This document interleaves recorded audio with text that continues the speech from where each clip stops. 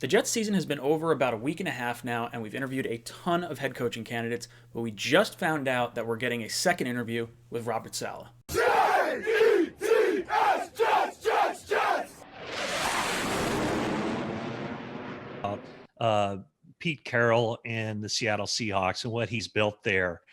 How has a defensive-minded head coach managed to construct a roster, a coaching staff in a way to always keep the offense running at a high level?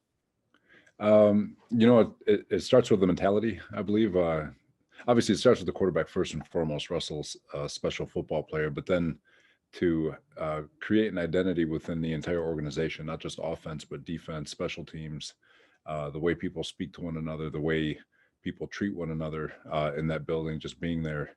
And what Pete and John Snyder have done, just from a philosophical standpoint, and creating a culture where there's a genuine respect for one another in the way they and what each person is being asked to do. And then as you get to the football field, creating an identity within each aspect of the game. And so when you watch Seattle, they have a clear identity on what they're trying to achieve, play in and play out. They play hard, they play fast, they play together. It's just it's a really cool group to watch, and it's one that's has been able to keep consistent throughout the years, mainly because of the messaging, obviously, that Coach Carroll has, and and again, like I said, the respect that everybody has for one another within that building. Welcome to Jets Talk. My name's Ryan. I'll be your pilot today. If you're new here, hit that subscribe button. If you've been here before, welcome back. I love having you here.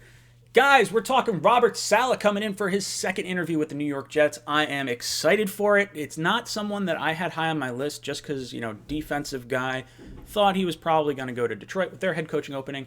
Was shocked that the Jets were able to get an interview with him. I didn't think he was leaving Detroit. So I'm really excited for this. Richard Sherman, their cornerback out in San Francisco, loves Robert Saleh. And I kind of watch what Sherman says because he's one of the smarter players in the NFL, obviously coming from Stanford. The guy was brilliant.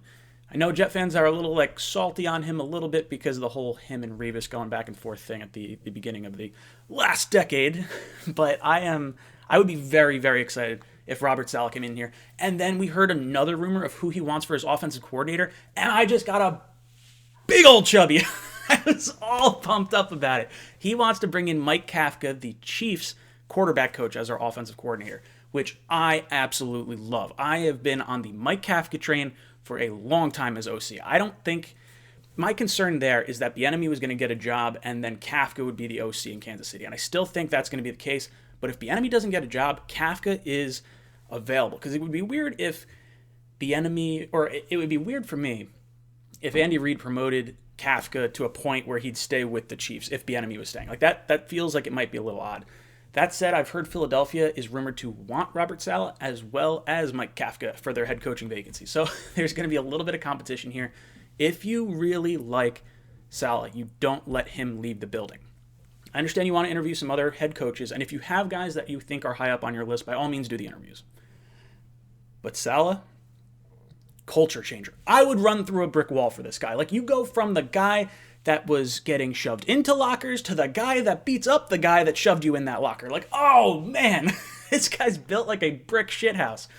I would be so excited to have him here because I just want to not be embarrassed at our press conferences. Like, literally the last 2 years with Adam Gase, and then even before that with Todd Bowles, it's just kind of been like a very blah feeling here. I want to be excited. Saleh would absolutely excite me.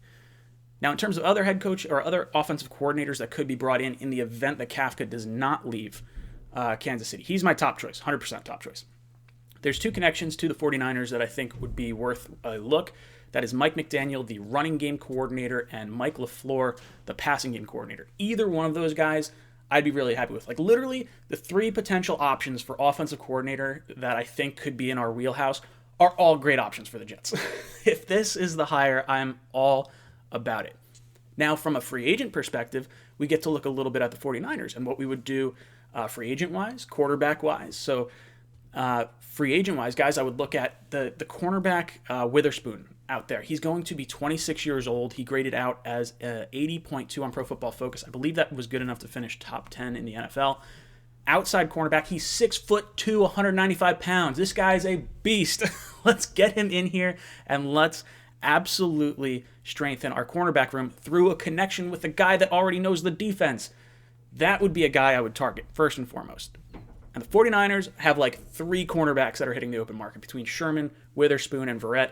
So they're going to have to bring back some guys. I would imagine Witherspoon is probably pretty high up on their list. But who knows? Maybe he likes Saleh and he's like, screw you guys. Going to New York, baby. I would really like that. Now, in terms of Sam Darnold, what would this mean for his potential future? Well, the 49ers played the Jets this year, and the 49ers had to game plan against Sam Darnold. So Saleh is oddly enough a very qualified person to give you an accurate diagnosis on Sam Darnold, because he's the one looking at it. Not to mention, Kyle Shanahan is literally in the special teams room, the defensive room, the offensive room. Like, he's all over the place as a head coach, so he's got his hand in every little bit of things.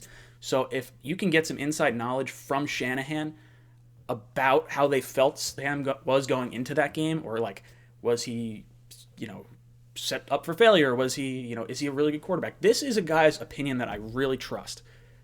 And it excites me, because if they think Sam is the guy, that opens up a world of possibilities at number 2. And then on the defensive side of the ball, you have CJ Mosley coming back after 2 years. You got to try and worry about his motivation, but you bring in Saleh, let's do it. Let's have him running through a brick wall for him. He likes his defensive linemen. I know we're not bringing over the edge rushers like Bosa and Armstead and like all these guys over to us, but we have Quinnen Williams. We have some nice defensive line pieces, and I think Quinnen Williams would really do well to train and learn under Saleh. I like that he's not going after Peterson. I wouldn't hate Doug Peterson, but I'm glad that he's kind of blazing his own trail and selecting guys that he sees that he doesn't necessarily have a connection to. So it means they're basing all this stuff on merit, on interviews. Guys, I am so jazzed up. I hope this is really one of the guys that we're looking at. I still like Daboll a lot, and I expect probably 2 or 3 other second interview type things. I really like this move. I would be all in for it. I don't even know how to contain my excitement. If you got me Saleh and Kafka, I would be a very happy Jet fan. Very, very happy Jet fan. Guys, let me know what you think of everything down below in the comments. And as always, go Jets.